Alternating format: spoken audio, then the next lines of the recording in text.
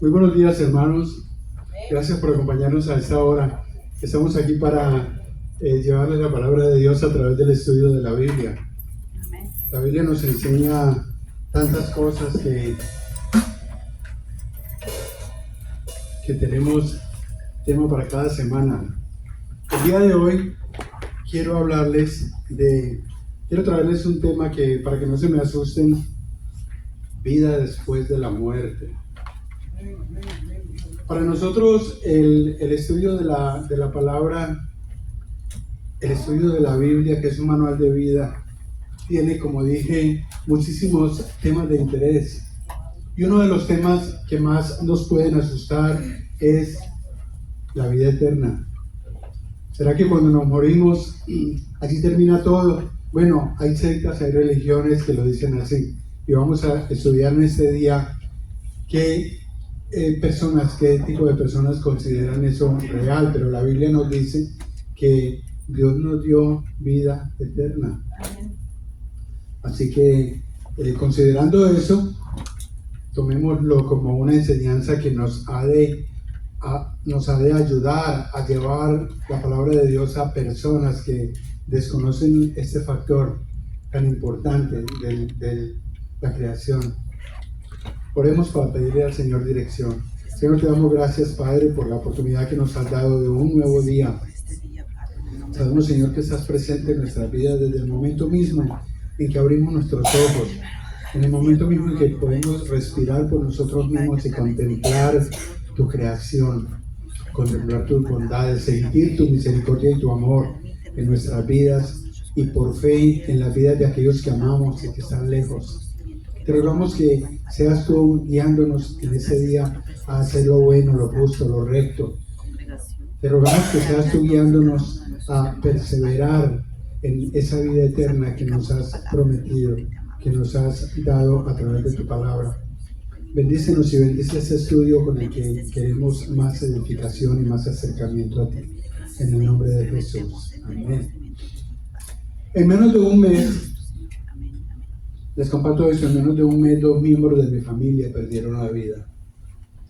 Y desafortunadamente una prima, tengo una prima que quiero mucho, siempre la he querido mucho, y su hija estaba de pasajera en una motocicleta conducida por su hermanito menor. Y parece que se les atravesó una moto y bueno, y hubo un accidente, la niña se cayó, ella ya tenía 28 años. Y se cayó de la moto y en ese momento venía un camión atrás y la mató. Y pues ya se pueden ustedes imaginar, ella estaba viviendo sola, madre soltera, y estaba viviendo con sus otros 2 hijos, con los 3. Tenía 2 hijos mayores y el menor era el que iba conduciendo la motocicleta. Y pues está devastada, muchas gracias. Está devastada por la situación. Pues, ¿quién no va a estar devastado que se le muera un hijo en una situación tan trágica como esa? Y el segundo era el esposo de mi sobrina. Murió de cáncer de colon después de estar hospitalizado, después de un procedimiento, ustedes ya se pueden imaginar. Y ese sentimiento de ella, tenían 11 años de casados y tuvieron una niña que ahora está también bien desolada, bien desconsolada, porque la niña tiene 14 años apenas, y ya viéndose sin su padre, una linda persona. Gracias al Señor, todos ellos cristianos, tanto mi prima y sus hijos como mi sobrina, siempre acudiendo mucho a la iglesia y conociendo de la palabra.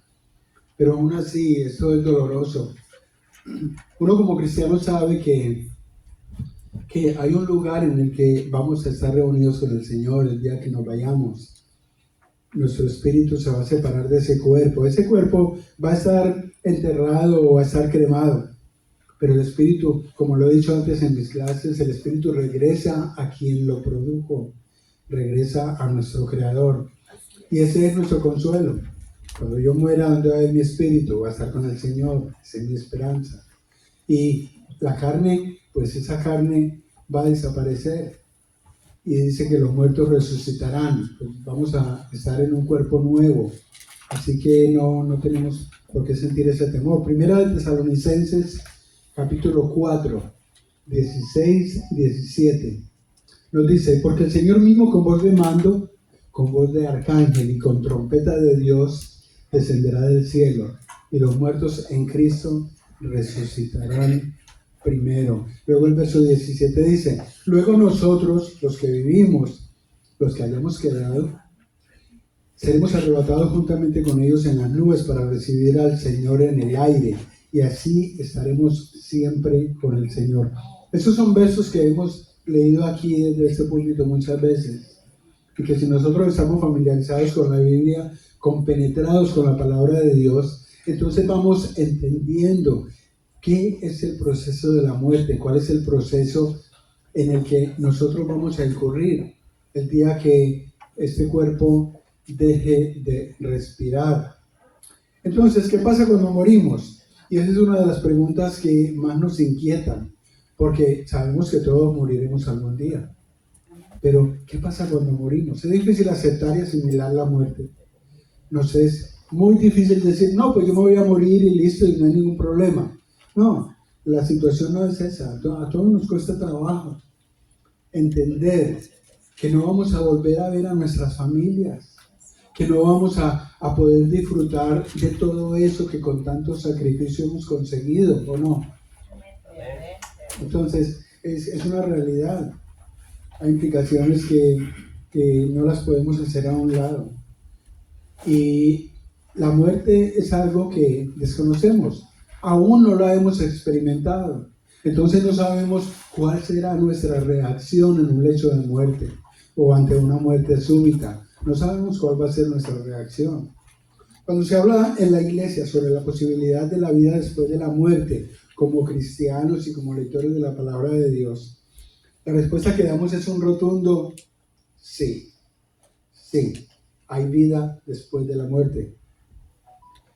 Las evidencias que tenemos en la Biblia, ya todos conocemos, los que estamos aquí hemos visto en la palabra de Dios evidencias. Jesucristo mismo regresó de la muerte, se reunió, como lo estudiamos en esta semana en el mensaje, se reunió con sus apóstoles y les dijo, hey, tengo hambre, ¿alguien tiene aquí que comer? Porque en realidad ese regreso pues tiene implicaciones y las hemos conocido, son evidencias en las que nosotros debemos confiar. Ya hemos escuchado entonces aquí la palabra escatología. ¿La han escuchado la palabra escatología? Sí, señor.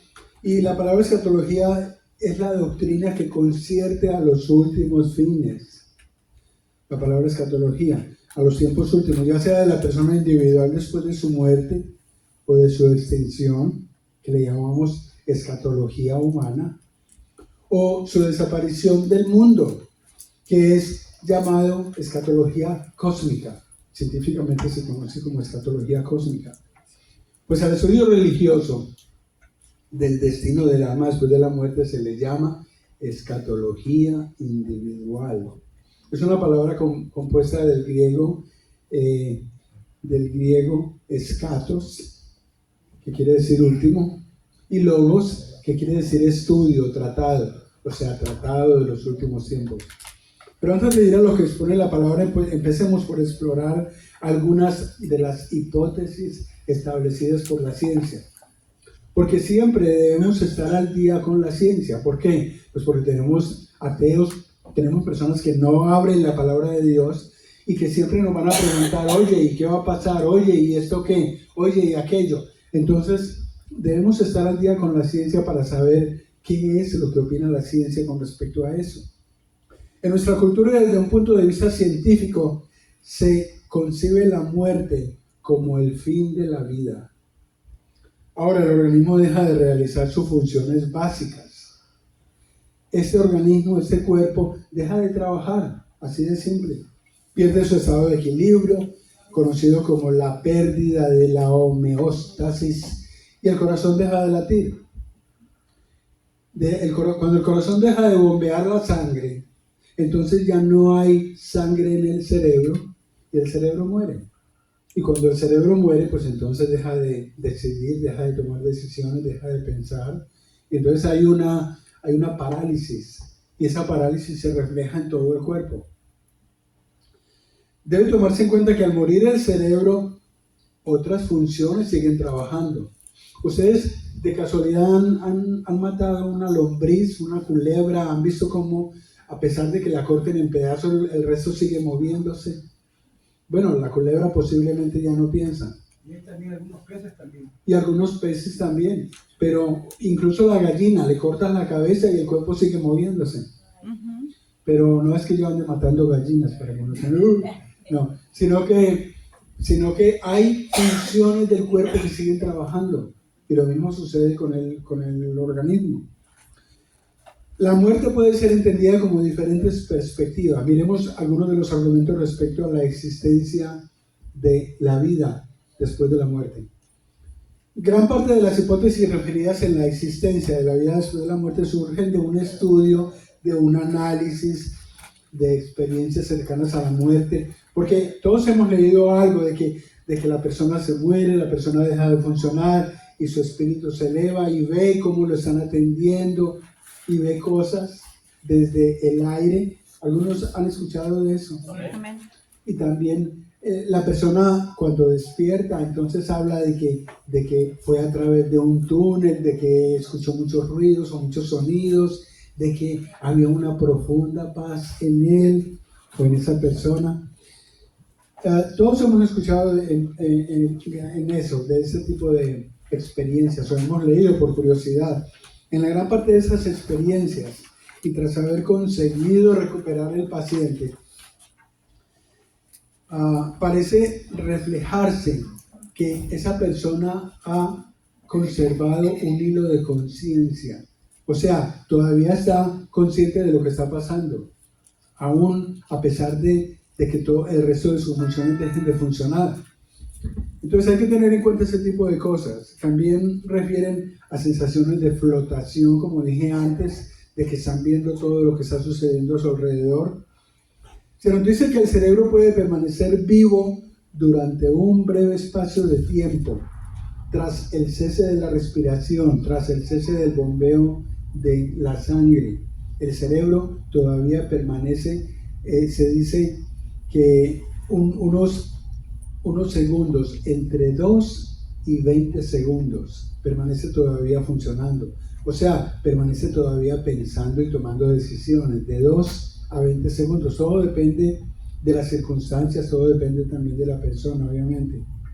Y ese es el tiempo que se cree que dura la corteza cerebral sin oxígeno. Porque obviamente el cerebro funciona con agua, con sangre, con oxígeno. Entonces hay un cese de funciones y el cerebro deja de recibir ese tipo de alimentación material, digámoslo así. Y es la parte del cerebro encargada, el cerebro es la parte encargada de pensar, es la parte encargada de tomar decisiones. Es decir, nuestra conciencia y nuestra percepción se suspende así bruscamente. Estudios realizados por la Universidad de Southampton, eso es en Inglaterra, para los que de pronto les dé por ir a visitar a Inglaterra, entonces van a esa universidad. Y ellos señalan que muchas de las experiencias cercanas a la muerte, y en ese sentido, encontraron que el cerebro no tenía actividad durante el periodo que relata el paciente. El cerebro no está trabajando durante el periodo en que el paciente dice: yo vi cómo estaban enfermeros o personas alrededor de mi cuerpo. Pero ellos, dentro de esa investigación, encontraron que el cerebro no tiene ninguna actividad. En otras palabras, está completamente desconectado. Interesante. Y hay descripciones ofrecidas por los pacientes que eran muy precisas a la hora de describir los objetos. Ellos decían, por ejemplo, yo vi la camilla, yo vi al médico y yo vi como el doctor y le hablaba y usaban tijeras sobre mi cuerpo. Ellos describen ese tipo de cosas. pero es como si el cerebro estuviera conectado a ese espíritu y estuviera tomando determinaciones, observando. Y luego al regresar, entonces recuerda ese tipo de cosas, de incidentes. Pero como ya dije antes, una gran mayoría de la comunidad científica considera que la muerte es el final. Y lo hemos escuchado, no, cuando tú mueres ya termina todo. La cosa es que ellos proponen que las experiencias cercanas a la muerte, esas personas que dicen que la muerte es el final, proponen que las experiencias cercanas a la muerte y las sensaciones que manifiestan, que dicen que pasaron, son normales y esperables como consecuencia de las alteraciones biológicas producidas al momento de morir. En otras palabras, la persona al momento de morir puede recordar cosas o visualizar cosas, pero en realidad, dicen ellos, cuando se eleva no está viendo nada, sino que tal vez está recordando. Y cuando lo reaniman, entonces trae esos recuerdos que tuvo antes de pasar a ese estado. Pero como dije, es difícil y es algo que no se puede concebir al 100%, no se puede catalogar como una verdad porque, pues, obviamente, estas son investigaciones que hacen con respecto a las declaraciones, a los testimonios, ustedes me entienden. La captación de detalles puede deberse, dicen ellos, a la persistencia entonces durante unos segundos del funcionamiento cerebral mientras estaban muriendo. Pero veamos lo que creemos como cristianos. Y ahora vamos entonces a nuestro terreno. Miren lo que dice 2 Corintios 5. Leo brevemente capítulo 5, 2 Corintios del verso 6 al 10, capítulo 5. Así que vivimos confiados siempre y sabiendo que entre tanto que estamos en el cuerpo estamos ausentes del Señor, porque por fe andamos, no por vista. Pero confiamos, y más quisiéramos, estar ausentes del cuerpo y presentes al Señor, está hablando Pablo. Por tanto, procuramos también, o ausentes o presentes, serle agradables. Dice el verso 10, porque es necesario que todos nosotros comparezcamos ante el tribunal de Cristo, para que cada uno reciba según lo que haya hecho mientras estaba en el cuerpo, sea bueno o sea malo. Lo primero que nos dice el apóstol Pablo es que nuestro paso por este mundo es temporal. Él dice, nuestro paso es temporal, solo tenemos que estar pendientes de agradarle al Señor y de no sufrir las consecuencias de lo que hicimos malo. Así de sencillo, punto. Pablo está diciendo que mientras anhelamos estar ya con Cristo, debemos ver la muerte como el siguiente paso. ¿Hacia qué? Hacia la esperanza de la vida eterna. ¿Por qué la vida eterna? Porque Jesús garantizó en su muerte y resurrección un destino seguro. Cuando Jesús dice, le preguntan los apóstoles, pero es que no sabemos el camino, no sabemos a dónde vas. Y dice, yo voy a prepararos un lugar para que donde yo esté, vosotros también estéis. O sea, que hay una vida que nosotros anhelamos vivir. Hay una vida en la que sabemos que vamos a estar con Cristo. En Apocalipsis, la conciencia de aquellos que han muerto en Cristo es evidencia clara, porque ellos tienen un diálogo con Dios sobre lo que está sucediendo en la tierra. Ellos anhelan la justicia perfecta del juicio final sobre las naciones. Lo hemos leído aquí en el estudio que nos ha traído el pastor en esta serie de Apocalipsis.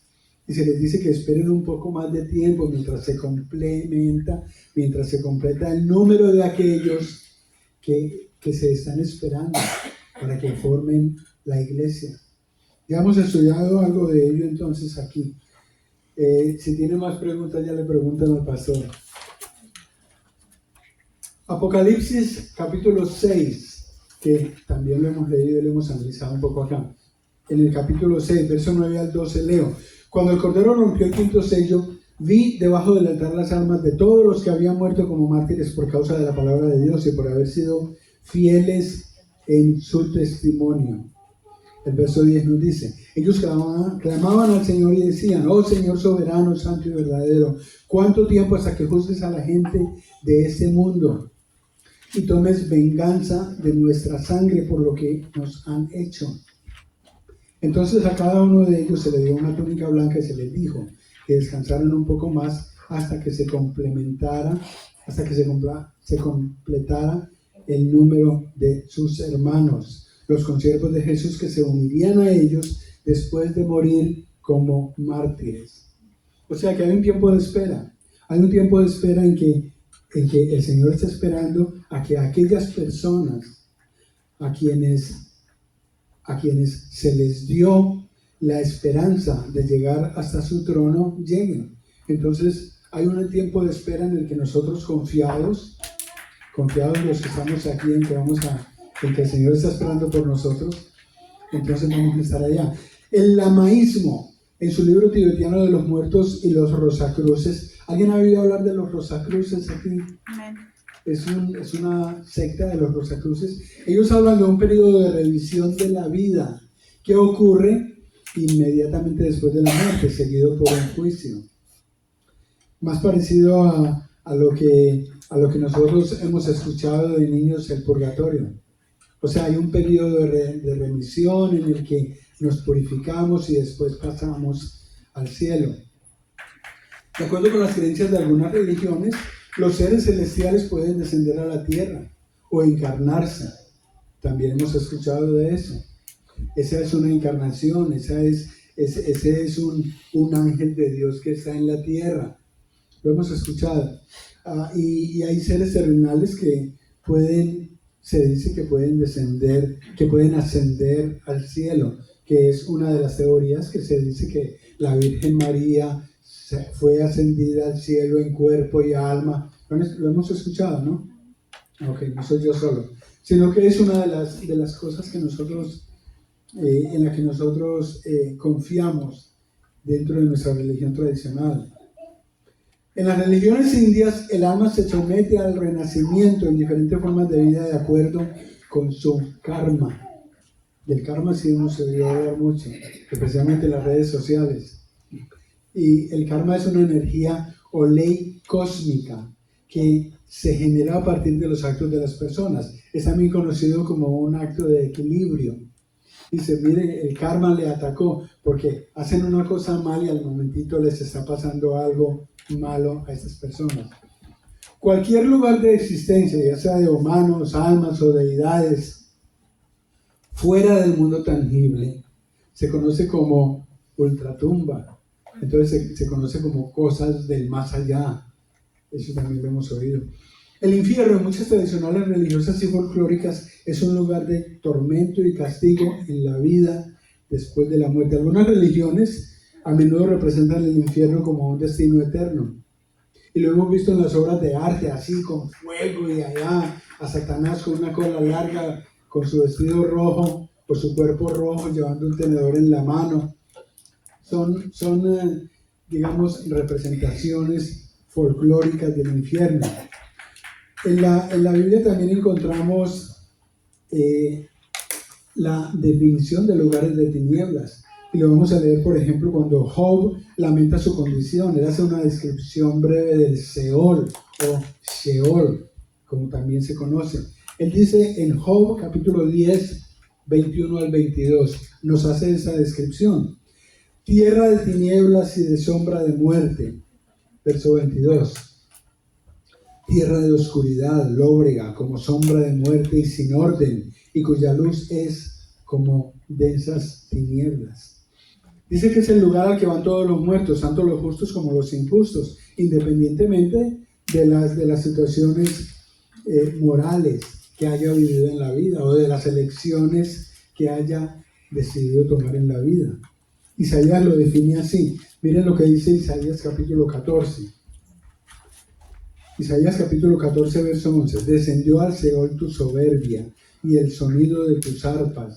Gusanos serán tu cama y gusanos te cubrirán. Es una cosa en la que nosotros no queremos pensar.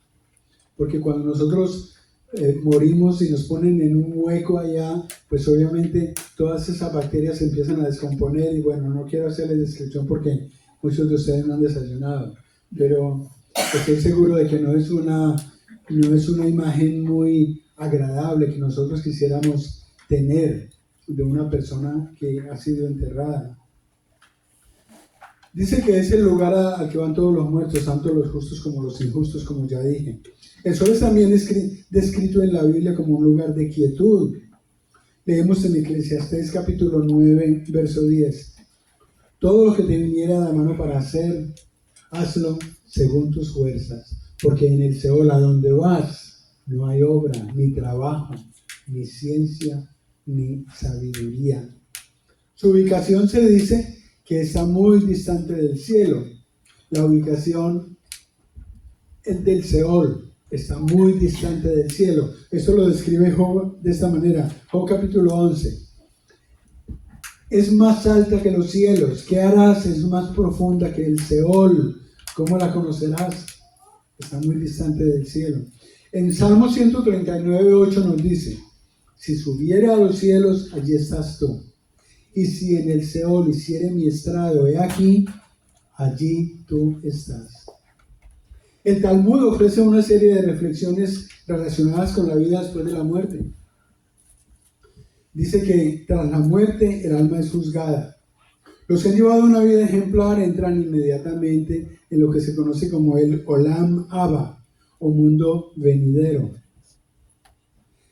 La mayoría no entra en el mundo venidero inmediatamente, sino que pasa, como dije antes, por un periodo de reflexión, un periodo de purificación, que, como dije, lo conocemos como el purgatorio. ¿Alguien ha oído aquí hablar del purgatorio?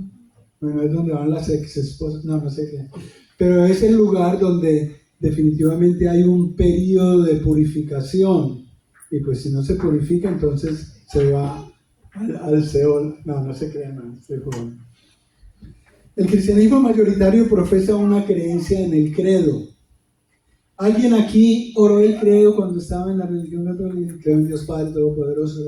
Entonces, allí hay una frase que dice, dentro de ese credo, esperamos la resurrección de los muertos y la vida del mundo futuro. ¿Recuerdan? Y esto es una frase que se repite mucho durante el proceso de la misa. Nosotros ya no vamos a la misa, obviamente, pero en el credo se mencionan muchas cosas que se relacionan con la muerte. Al ser cuestionado por los seduceos sobre la resurrección de los muertos, ustedes recuerdan esto, en un contexto relacionado con quién sería la esposa de uno si se hubiera casado en vida varias veces. O sea, le preguntaron a Jesús, si alguien muere, entonces la persona que muere, la viuda, ¿cuál va a ser de esas personas el esposo? Entonces miren lo que responde Jesús en Mateo 22, 29 a 30. Entonces respondiendo Jesús les dijo: erráis, ignorando las escrituras y el poder de Dios, porque en la resurrección ni se casarán ni se darán en casamiento, sino serán como los ángeles de Dios en el cielo. Qué lindo, todavía tengo esa esperanza entonces. ¿Hay vida después de la muerte? Con base en la palabra de Dios, la respuesta es entonces un sí. Hay vida después de la muerte. Dios nos dio su aliento eterno de vida a través de su Espíritu. Recordemos capítulo 1 de Génesis. Dios creó al hombre y a la mujer a su imagen y semejanza. Cuando Dios sopló sobre Adán, le dio ese aliento de vida. Le dio aliento de vida, le dio su aliento de vida. Y ese aliento de vida, ¿será que va a morir? Ese aliento de vida es eterno. Ese es su espíritu eterno viviendo en cada uno de nosotros. Ahora, ¿qué hacemos con ese espíritu eterno viviendo en cada uno de nosotros? Lo purificamos, lo entregamos al Señor, lo damos a Dios, nos ponemos en sus manos por eso. Cuando nosotros decidimos ponernos en sus manos, no estamos poniendo este cuerpo, estamos poniendo su espíritu. Señor, guíame, ayúdame a ser más como tú, ayúdame a perfeccionar mi espíritu para que, combinado con el aliento de vida que tú me diste, yo llegue a esa perfección y pueda alcanzar ese grado que necesito. En las visiones de Juan En Apocalipsis se nos describe una parte de lo que ahora disfrutan los santos que están en la presencia de Dios. Si usted no ha leído todavía Apocalipsis, trate de entenderlo. Y si le queda muy complicado, venga a las clases, a las series que nos está llevando el pastor sobre Apocalipsis, que están bien interesantes. Es un estado sin una naturaleza pecaminosa. Podemos gozarnos perfectamente en el plan soberano de Dios, la gloria de Dios manifestada a través de su juicio sobre el mundo rebelde. Esa gloria de Dios traerá gozo, traerá adoración a los redimidos. La Biblia presenta una esperanza real sobre lo que ahora disfrutan los que han muerto en Cristo y lo que nos espera a los que todavía vivimos las frustraciones de la vida. Porque el hecho de nosotros venir a la iglesia, el hecho de ponernos en las manos de Dios, no nos crea frustraciones. Y les voy a decir por qué. Porque tú estás mezclado con el mundo. Porque tú estás, vamos a decir, tú estás expuesto a las tentaciones del mundo, a lo que el mundo te ofrece. Entonces tú puedes salir de aquí muy sano con tu coronita ahí arriba, pero llegas y resulta de que el carro tiene una llanta abajo, entonces eso te indispone. Son cosas que están en el mundo y que nos distraen de la presencia del Señor. Pero podemos decir con todo gusto que somos redimidos por el Señor. Amén. Amén. Oremos. Señor, te damos gracias, Padre, por habernos redimido, por habernos hecho entender tu palabra, por darnos la esperanza de sabernos santos, de sabernos tu joya preciosa, de sabernos puestos en tus manos, porque Señor, en tus manos hemos puesto nuestro espíritu para que tú lo guíes, para que seas tú purificándonos, para que seas tú alentándonos a esa vida eterna que esperamos vivir un día delante de ti. Y en el nombre de Jesús te lo pedimos dándote gracias. Amén. Si usted recibió, denle un aplauso al Señor.